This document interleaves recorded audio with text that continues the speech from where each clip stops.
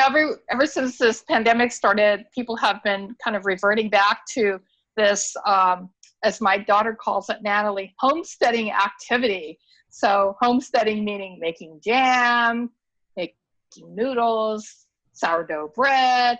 And for a while you couldn't find yeast or flour. So that's why people were using sourdough, because it helps to rise the bread. So people have been thinking about doing different things. So I got some sourdough starter and I started my own, but I won't go into detail about that. And I shared some with Patty because I said, I got so much sourdough starter. I just got to get rid of it because I know sourdough starter is kind of interesting because you have to feed it. And when you feed it, you have to take out the old and then add new food. And the food is flour and water. Very simple. So what I'm making today is a sourdough English muffin. What's pretty cool when I made this was I couldn't believe that when I cut open the English muffin, it had all those little neat nooks and crannies inside that you have when you buy them from whatever brand it is, you know, Thomas's English Muffins. So anyways, I'm going to just assume you have sourdough starter, and I'll show you what you do. This is an overnight recipe. So the day before you start, you take your sourdough starter, and I keep mine in the refrigerator.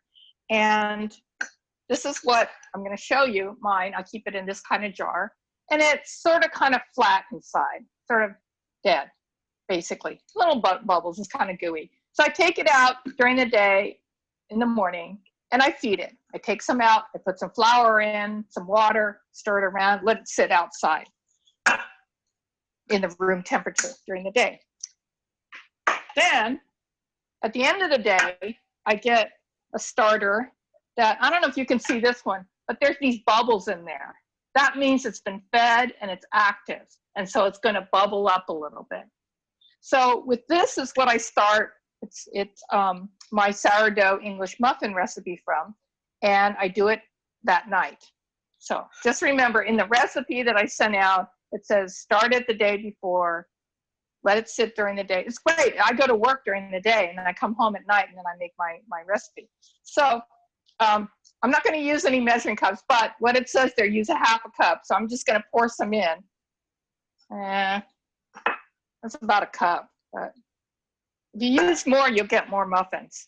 Okay, so I put in about a half a cup to 3/4 to a cup, whatever. I'm just sort of guessing here, of the sourdough starter that's been fed and it's bubbly. Then into that, I add a sweetener. And you don't need a lot of sweetener. They said a tablespoon of sugar or honey. I'm actually using organic coconut sugar, palm syrup. So I'm really bad, but I just go, okay, that looks like about a tablespoon. So I just throw some in, all right? Use that. Oops, I forgot to get the milk out of the fridge.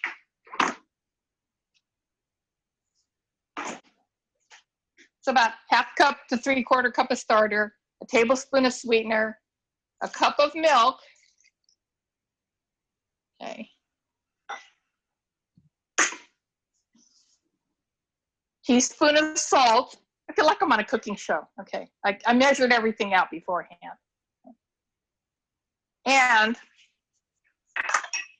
because I like to have a little bit of fiber in my flour breads and stuff, instead of using all-purpose white flour, I use a little bit of whole wheat flour to give it a little color. So I use about a half to a third of a cup of whole wheat flour. I stir that in. Okay. And then it's about 2.5 to 3 cups of all-purpose flour. So here's the all-purpose flour. And I'll put it in and stir it up. Now, some people have a, what do you call it? One of those machines. What are they called? Somebody Hand mixer. with a hook. Yeah, a mixer with a dough hook. So this is what it's looking like. This is very, it's not like public television where they have cameras up above so you can see everything. So,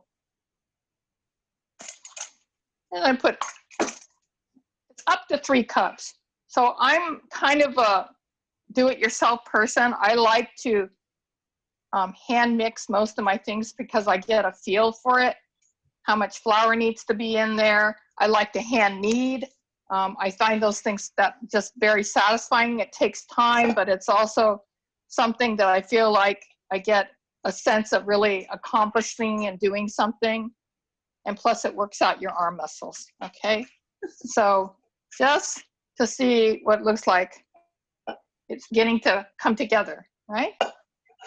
By the way, Paul Sakuma said he liked my bowl, by the way. I got this at Ace Hardware. You know those coupons they have?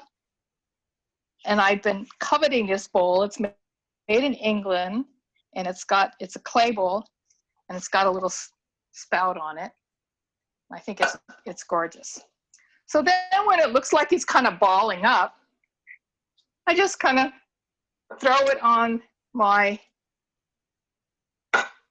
actually I have this thing I do, is I usually pour flour on my, my marble top. And okay, you don't have to do this, but they say do it. Honestly, it's fine if you don't need it. Because I did that yesterday. I didn't even need it. So you can get your dough, put it in a ball. I'm going to need my bowl back, Roger. Okay, because I'll have to put it back in there. And then I'll take and you're supposed to knead it for about 5 minutes until it's a nice kind of round ball. And this ball is what you stick back in the bowl, cover it up with plastic wrap, and that's what sits overnight. So now he's got my helpers here. So I have a bowl that's been sitting overnight. Oh, no, let's use this one because I made it. It's older. So here's my one that's been sitting overnight. Actually, this one only's been sitting up in the morning. And this is the one that has kind of risen. You can tell it's got, you could stick your finger in and it kind of comes, the hole sticks there. And what I'm going to do with this one is we're going to roll it out.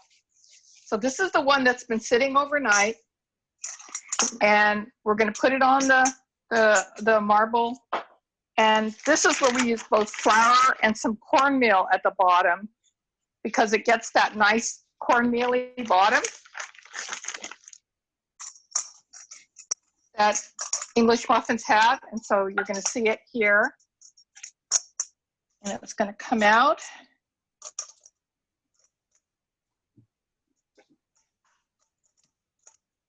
I had to make a lot of sample English things for this one. So my family's going to be eating English muffins all week. But the good thing about that is you can freeze these. And then when you want to use them, you can pull them out of the freezer and you can put them in the toaster. Now, I don't know if you can see this here. Can you see it well on the camera? Judy, give me, okay, thumbs up, okay. So it's a little pad like this, and I take a rolling pin, flour the rolling pin, and you roll it out. I don't need this one anymore on this one. Let's see. Could you get me the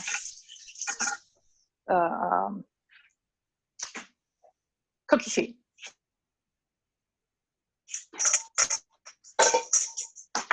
So you're going to take this one and you're going to roll it out about a 1/2 inch thick. And make sure there's enough flour underneath so it doesn't stick.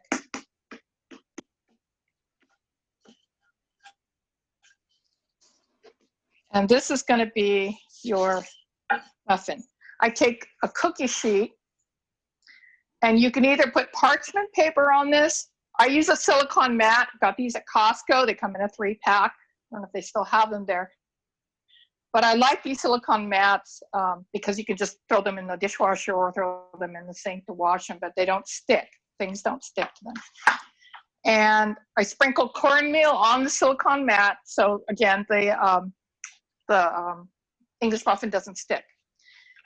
I use an English muffin form, and it looks like this.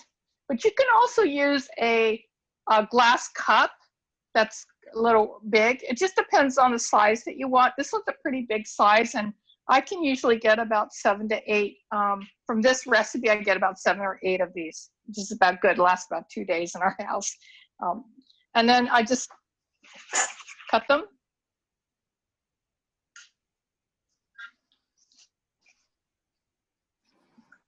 Look like this, circles. The other thing I found really handy that I use a lot of now are silicone spatulas. So this big size one for stirring things just don't stick to it very well, and you can stick these in the dishwasher. And these little ones for stirring sourdough starter or little things. And these are really inexpensive. I get them in 2 packs. They're just the best. So I use these a lot. So anyways, I cut a whole bunch of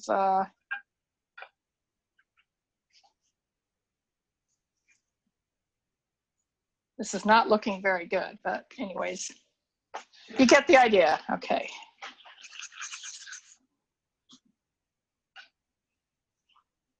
Now, it's all about the feel of the dough.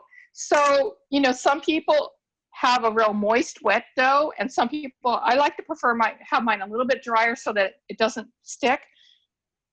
But that's the key thing, is to have your dough just moist enough so there's some stretch to it. So you can see this, it's got some stretched gluten to it, but dry enough so that it's not sticking to everything. So I'm sticking, if you look at these English muffins right here on the tray,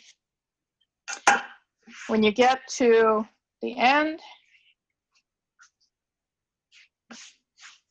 I pat it out again. I do this to my roll. I roll it out about a ½ inch. And you'll find that the thicker that you make your circles, you know, you could get a very tall, fat English muffin. So there we go. And usually you get enough left for 1 extra one or 2 small ones.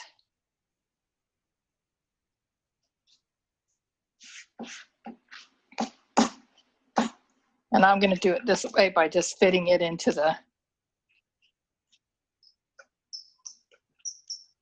last one here. So with these, what I'll do is they need to sit and rest for about an hour. So I let them rest. So I'm usually doing this the next morning, my overnight muffins. So I'm going to put a towel over this, and this is going to rest. Okay, so I'm now going to take you over to the stove after an hour has zipped by and show you how I cook them. So these are not baked. Wendy, question. Yeah, stop anytime. Does the towel need to be damp, or is it just a dry towel? It's a dry towel. I just use a dry towel. Okay. Okay, so I don't know if you can see my camera person there. Yep. Now so we just recently, I'm going to turn the fan off in case. We recently got a induction stove. So it uses a magnetic, I don't know if people know about induction, uses a magnetic current to make things hot. And I use a cast iron on this. So it doesn't need to be oiled or greased or anything like that. But normally, if you have a regular kind of stove, you might use a non-stick pan to brown the English muffins.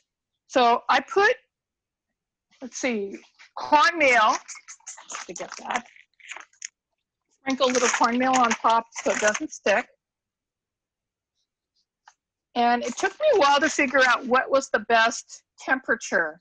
And I found for me that I had to start at a medium-high temperature with English muffins, and then lower it down to like low in order for it to cook. So I'm going to stick some of these on. These have already rested for an hour. Did these this morning, actually. And I do 4 at a time. And let's see how those do. And take about, some people say 3 or 4 minutes on each side. Now the recipe, if you go to the internet and you look at, it's from it's called Little Spoon Flour, I think something.com. They say to cover your English muffins because it helps them to cook better. But I couldn't cover mine because, one, I don't have a square cover for a cast iron. So I just kind of keep an eye on them. And so we're going to have to wait a few minutes while these cook here until they rise a little bit. That they don't get bubbles or anything on top of them, but they'll look like they rise. So we'll do that. So while this is cooking, let's take any questions now, or maybe we can show some of Patty's sourdough creations that she's made. Hey, perfect commercial break, right? I didn't even plan this with the cooking. Could you substitute a tinfoil tent, aluminum foil, or if you wanted it to cook faster? Yeah, you could. You could. Okay. Yeah. So Paul's going to share some of his Patty's sourdough. What's this one, Patty? Oh, that's the English muffin. So that's when you split it and put some butter in it. I think I toasted it. And that's a no-knead sourdough bread. I used no knead. Yeah, it's a no-knead. You just actually you just used it like a wooden spoon or something. Or actually, I used my hand and I turned it like 4 times in a bowl.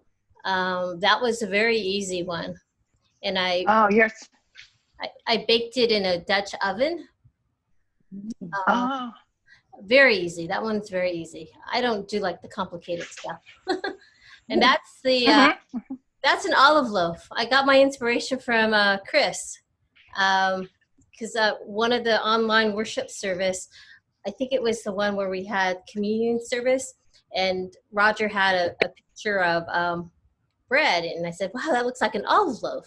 So I asked Chris about that, and she said, yeah, it was an olive loaf. So I thought, okay, well, I want to try it. So I just added Kalamata olives to the same recipe. Oh, that looks great. This one is a green onion pancake. I used the discard, which I have in that plastic bowl over there. That's the stuff, that's the discard. That's the sourdough starter that you take out from your main starter. It's the stuff that you have to get rid of each time. And so I had a whole collection, a whole jar full. And this is one of the things I've made with it. So the discard is really good to use. Like that's what sourdough pancakes are made out of. This could be discard if you wanted. I make a discard sourdough chocolate cake. It's really tasty. So, it's, even though we're discarding a chunk of the sourdough, you always have to do that because you have to feed the little boogers before you use them again, basically. You kind of feel guilty because you have so much accumulating, because each time you feed it, you have to discard. So you're basically taking out some and then feeding it. This is another one I made with the discard, I believe. That's a roasted garlic, rosemary focaccia. And it was really good. Mm. And this is pretzels. So you can make pretzels out of it. Oh, that's a great. So yeah, I'm still experimenting.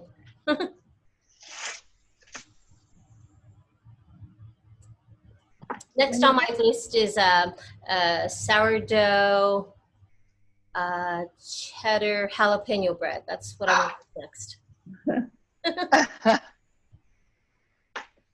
Anybody That's great. have any questions? Back to you, Wendy.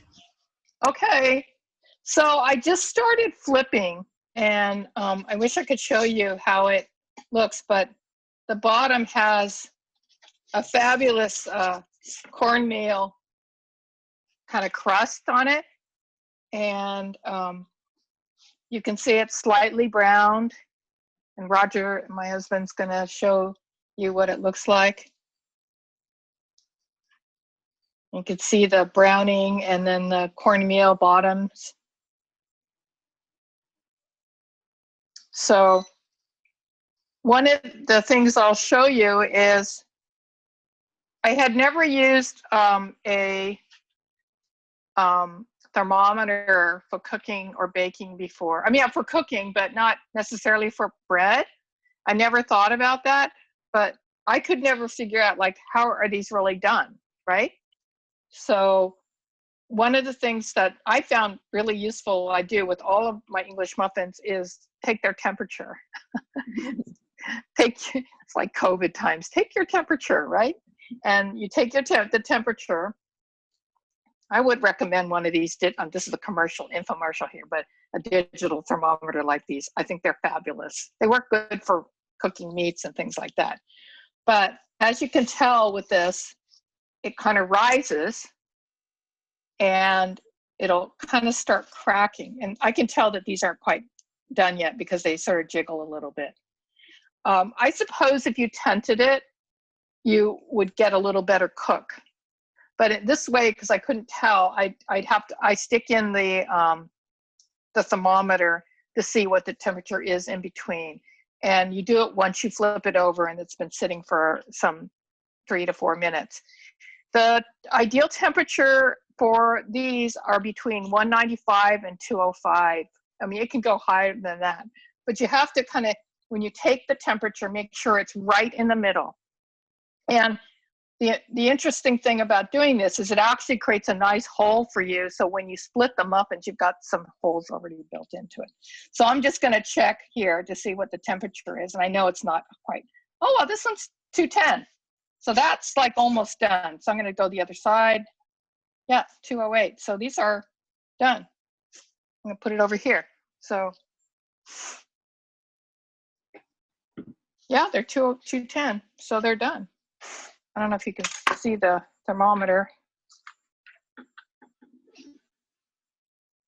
Yeah, this one's on 195. Good enough. Yeah, 210. Perfect. So these are pretty done. And you can sort of tell because they're browner on the bottom. So. Okay, so I have them cooked. I'm not going to do the rest of them here, but I'm going to have the camera come back over here and I'll show you what it looks like. Sorry, my table's still messy. With done English muffins. So here's a done one. I did these this morning, toasted, and if you take a fork, they're called fork split, and you go right around, there's a crevice in there, you will get, it will break apart, and voila, it looks like a real English muffin filled with nooks and crannies. And you can toss it or put it in the toaster oven, toast it. Whoops. Or use some, there's my homemade jam to put on top. That is it for the demonstration. I can't believe I got that done in 35 minutes. Very good, Wendy. Are there any questions? They look really delicious. Too bad you can't Yeah. share them. I know I'm going to have I have 3 more batches sitting out there because I wasn't sure how much I would be making or how much I needed for my demo, but because I didn't want it to go too long, but I wanted to make sure that everything was prepped so that we had English muffins. But I guess I can freeze these. But and the thing that amazed me, I think, when I made this was that they really look like English muffins and they really taste like sourdough English muffins. And they're a little bit healthy because I put whole wheat flour in them. Good. Judy? Well, Great. anybody have any questions? You could unmute yourself if you want. I am. I'm muted. Okay, go ahead, Francis. Yeah, I was curious why these don't bake in the oven, but you cook it on top of the stove. That is really innovative for a baked good. Yeah. Let me just say I've seen them baked in the oven, and when I purchased these English muffin rings, these, I had to purchase 12 of them, which made me think that these were used for baking in the oven. You use them as molds for baking in the oven, and I only need to use 1 or 2 at a time to cut them out. That's it. Yeah. So I know there's another recipe that's done in the oven, but this one I thought turned out fabulous it takes a little more time to just put them on the cast iron, but I get a really great product. What would your degree be in the oven? Would it be high, over 350, or what? I don't know. I would say at least 350 they might even have it up as high as 400 to do a quicker bake, right? But okay, let me just say the baked ones in the oven might be using a yeast risen English muffin versus a sourdough risen. Because if you notice, there's absolutely no yeast in this. It's starter, some salt, some sweetener, and flour. That's it. And milk for the liquid. Well, the yeast itself, now that helps rise things, so. So you don't need it. You use in this case, you're just using the starter to do that. Well, but the one on the stovetop, you have to flip over. If it's in the oven, That's true. don't. You just leave That's it. right. That's true. Well, that's interesting, yeah. Yeah. But They taste fabulous. it didn't take that long on the stove, really. No, I make, my one batch, that recipe usually makes 7 to 8 to 9, maybe up to 10 if they're smaller. And usually when I make that many, they don't last very long here because everyone eats them for breakfast. But yeah. So it's always kind of like the night before the day before I remember, I want to make English muffins this weekend. Let's start a couple of starters and get things going. But I always do it the night before and it's ready to go the next morning. So it's perfect weekend food. So Wendy, and I'm sorry, Chris. Nope, go ahead. Hi, Chris. Okay, I just had a question or remark for both Wendy and for Patty. If you guys can share your recipes, that would be great. The links, if you have them. And Wendy, I know you had mentioned you did the discard sourdough chocolate cake before. Oh, yeah. Yeah, and Kelly. It's in the oven right now. Oh gosh, Kelly and I were just talking about that this morning as we were walking downtown. Chocolate cake. Yeah, I'd love to get that one as well as some of Patty's recipes too for the ones that she was showing. The focaccia looks You have wonderful. starter? So you have starter, Janice? I do. I'm trying to restart my starter because it got a little bit of liquid. Okay, starter. So I'm redoing that. I mean, I'm slowly feeding it again. Yeah. I'm going to show you. Pour off the liquid. Here's the recipe. The recipe? It's right here. Janice, I can and if anybody wants that, just email Judy, and then just let if you want something from Patty, just email Judy too. So. Thank you. So that one's from Little Spoon Farm, and I try to shorten the recipe kind of with my steps of what I like to do with it.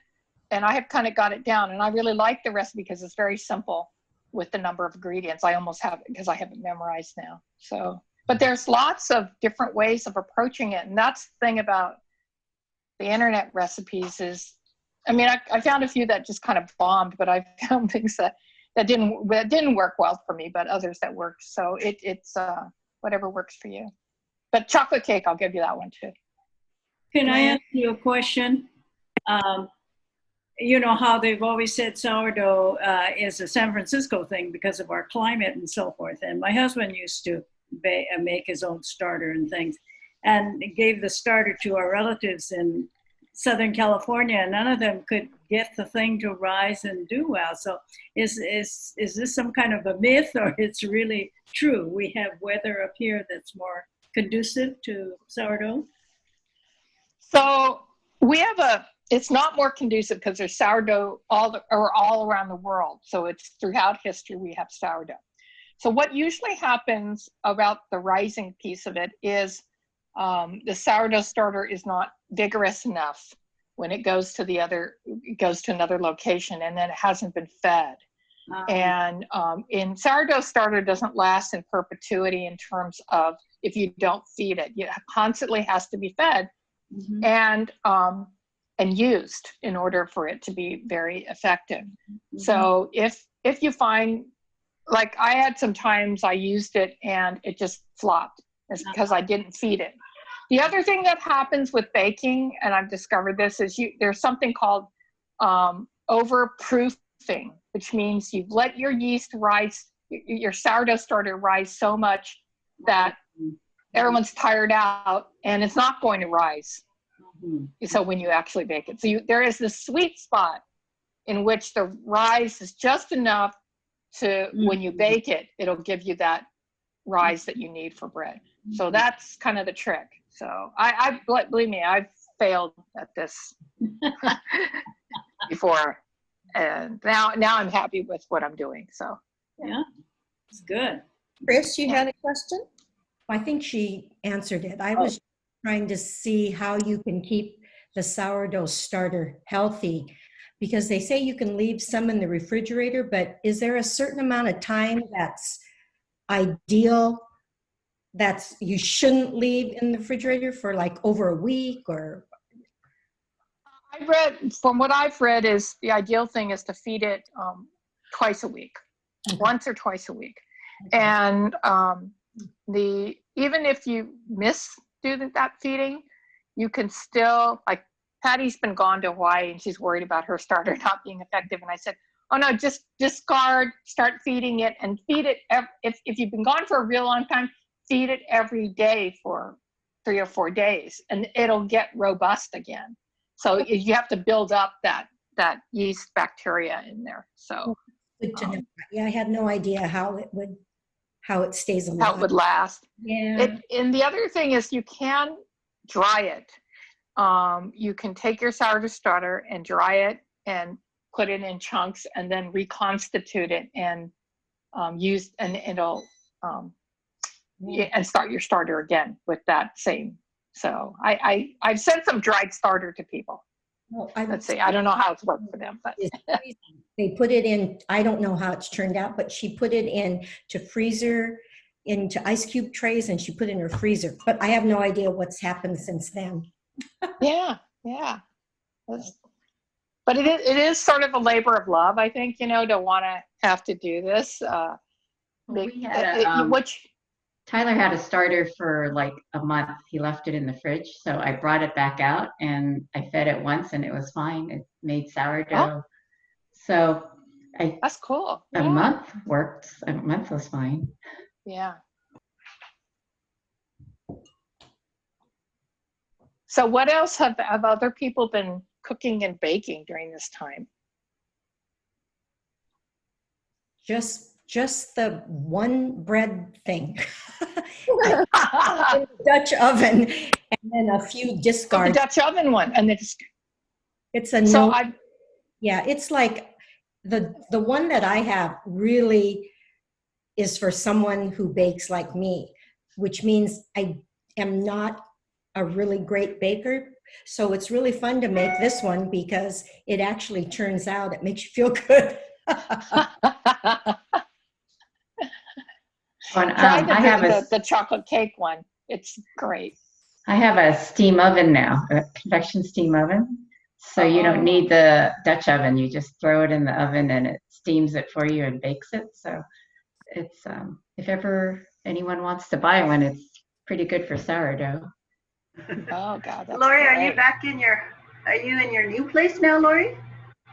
Yeah. Oh, wow. They're actually planting right now. They're doing landscaping. What? My goodness. Wow. Judy, Judy, Yes. what does a steamer oven or whatever, what does that look like? Lori said that. Oh, excuse me, who said that? Yeah, steam oven. Well, Francis always calls me Judy, so Oh, excuse me, Lori. that's okay. I do that often. Yeah. But, does it look like a microwave oven? I mean, Yeah, it looks sort of like a microwave, but there's a little water reservoir.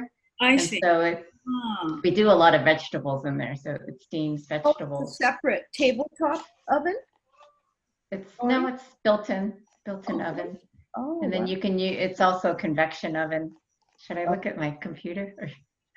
That sounds interesting. Wow.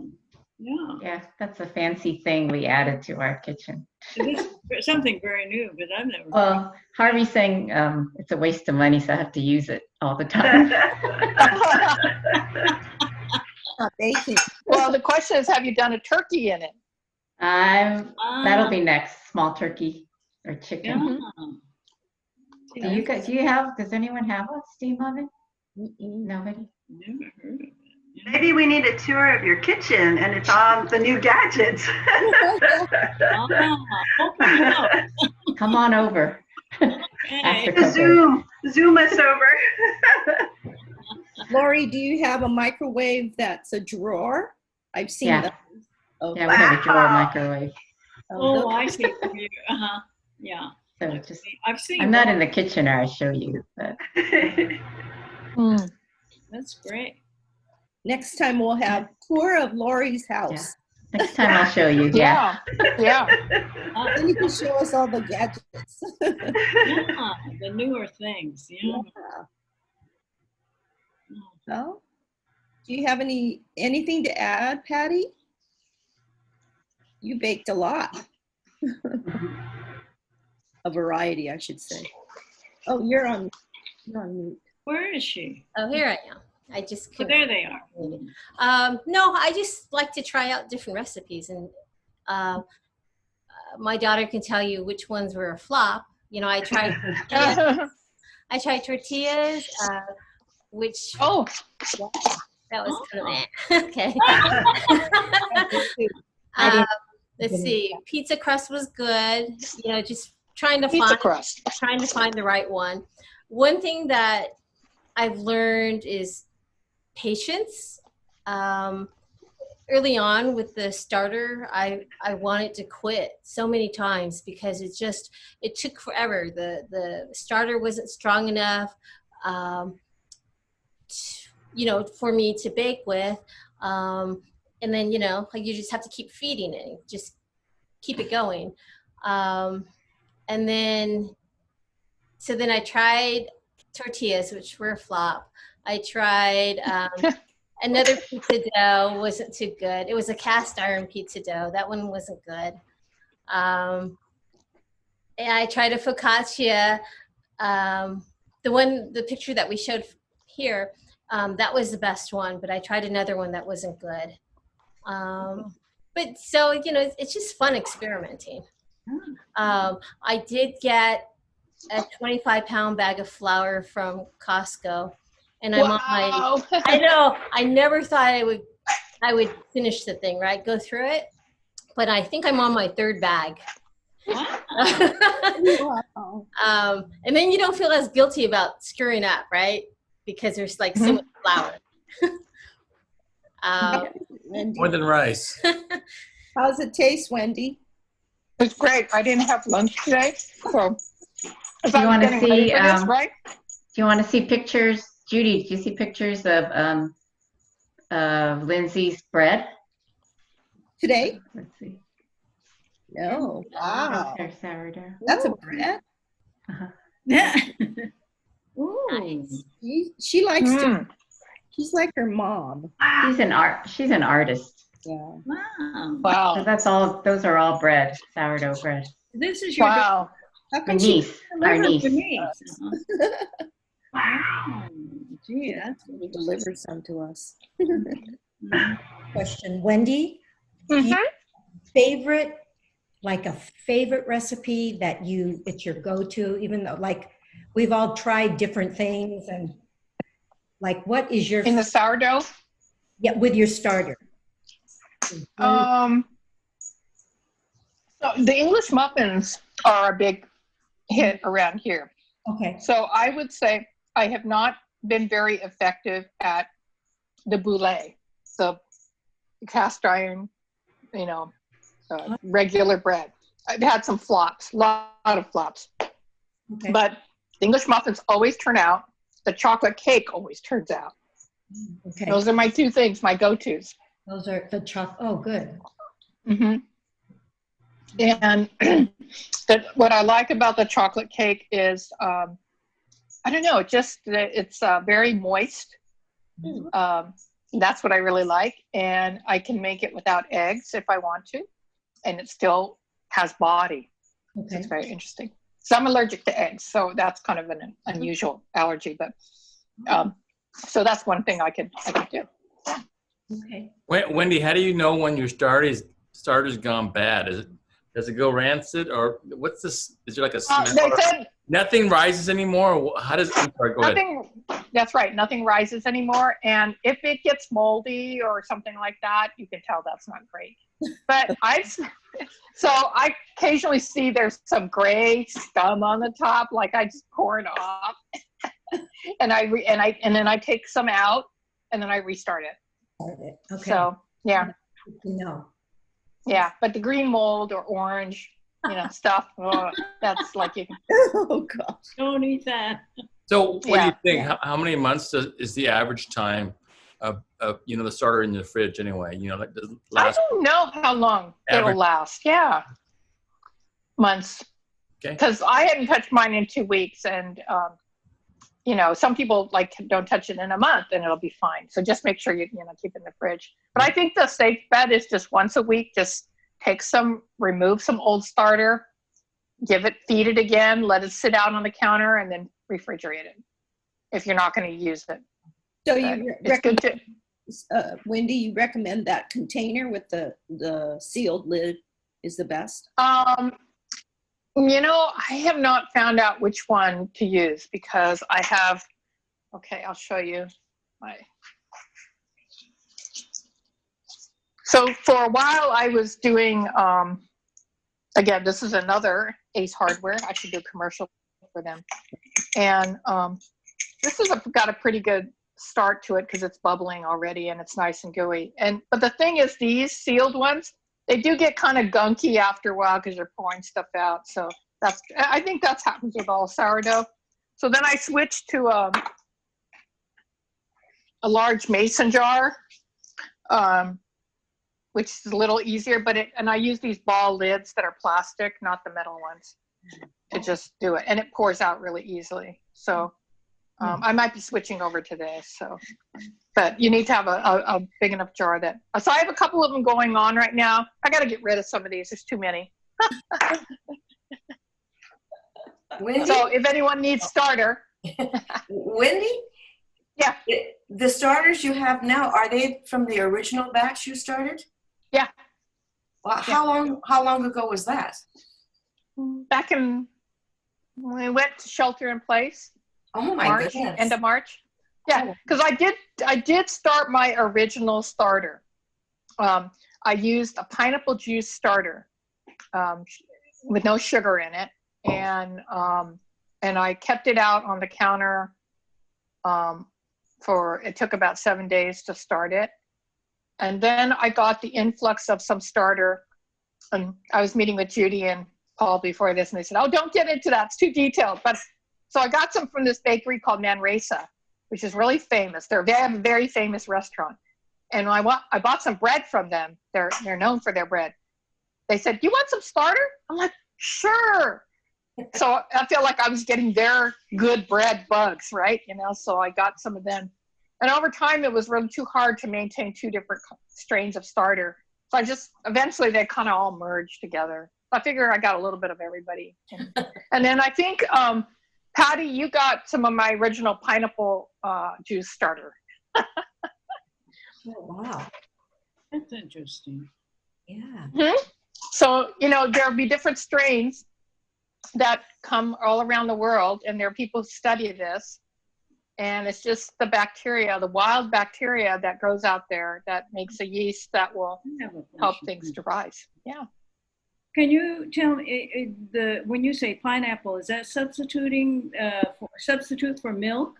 Is that the liquid? No, it was actually the substitute for like something that had some sugar in it. And since pineapple juice is already a little bit acidic, which some of the it presents a good culture for growing bacteria, because that's what the starter is. It's a yeast bacteria that it kind of depends on where it'll take on the characteristics of the people it lives with, you know. Kind of. Roger just said ew, but really it does. And people have discovered in research about bakers that bakers' hands, people who work with the dough and stuff, also have a certain kind of yeast on them. Even though we wash our hands, inevitably there's going to be some amount of bacteria that comes from whatever yeast products are around. So very interesting, huh? I have one more question about the difference between bread flour and all-purpose flour. Percentage of protein in it. Have you used both, or have? Yeah, I have both right now, and the percentage of protein. And I don't know which one has more protein or which one has less. And then somehow it's like the protein, I can't remember which has more protein, but it does kind of lend itself to creating a better glutinous. So bread flour is known to be able to create more gluten when it's being mixed with things through the yeast. But all-purpose is actually perfectly fine for most things, and it's for like artisan people who want to do bread flour. You know, I have, like I said, I used whole wheat. Right now, I have whole wheat, Bob's Red Mill enriched. I have all-purpose flour. I have some organic flour. I have rye flour. I buy from some small vendors flour because it does give a different flavor, texture, and it has different kinds of bacteria in it. So it's interesting. Sourdough people will use different kinds of flour to create a different kind of blend of sourdough. And apparently wheat flours have more wild yeast bacteria that will give a different flavor to your bread. Thank you. That's all sort of in the weeds, but I haven't noticed that much, as long as my cake turns out good. And you didn't use cake flour for your cake, right? You just all-purpose. No, all-purpose flour, yeah. Perfect. With sourdough starter. Okay, because nowadays a lot of things are made with like almond flour and things like that. Yeah, almond flour won't give you enough gluten for regular bread stuff. Oh, it's perfect. I've made almond flour things. Mm-hmm. In fact, this last cake, I used oat flour with regular flour. Yeah. Oh. And it turned out pretty well. Yeah. It's not people who are going gluten-free, you know, who don't want to have, or lower in carbs. Right. Because almond flour is lower in carbs. Uh-huh. Yeah. That's the thing. You can't go low carb when you're doing sourdough. But however, some people say sourdough is better for digestion. Like you're able to. You don't use as much sugar in it, so. Yeah. Right. Interesting. So I would love my bread to turn out like a great sourdough, San Francisco sourdough bread, but I haven't quite gotten there yet. So Patty, did you mention everything but the bagel or everything bagel? Oh yeah, the Sprinkle? Trader Joe's, That's everything here. with the bagel seasoning, just it goes well with the breads that you bake, or even the green onion pancake that I did. Here it is. It's great. I love that Yep. seasoning. Yeah. I Yeah. haven't been in TJ's in a while, so I can't come out. Mm. It's so good to sprinkle on, like, yeah, bread, focaccia, everything, you know. So Oh, one thing I wanted to mention, when you do the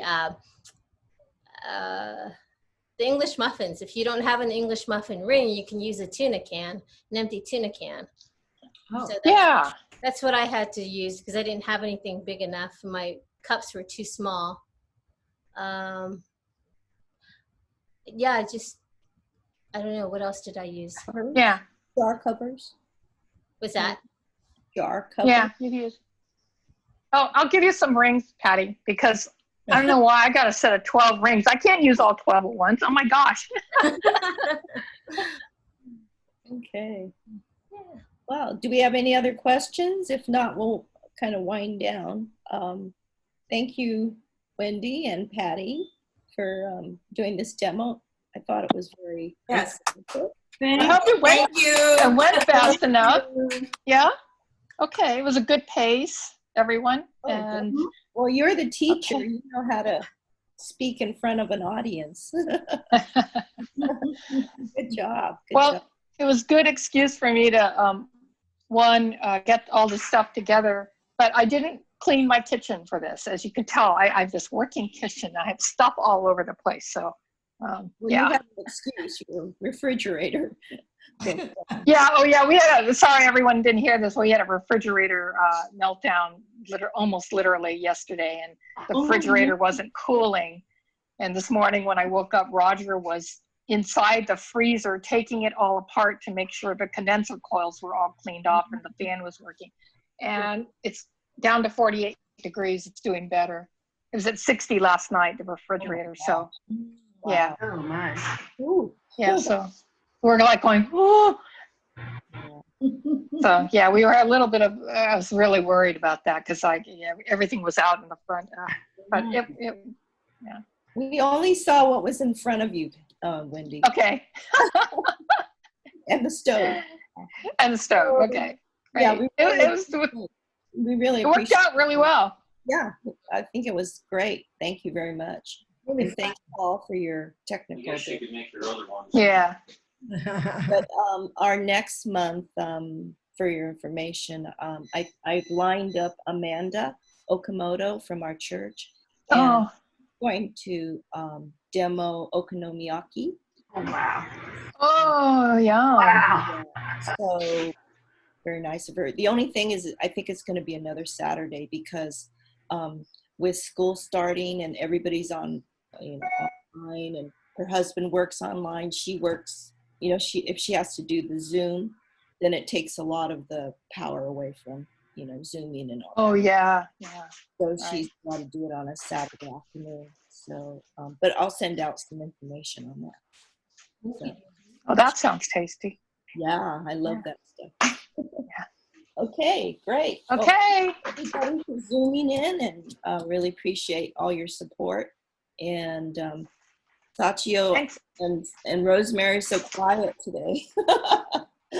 Well, thanks for organizing this. And Paul is so persistent. He just kept calling me and running into me. And I kept ignoring everybody like, oh, I don't have time. And then it was like, Paul, you are so persistent. So are you, Judy.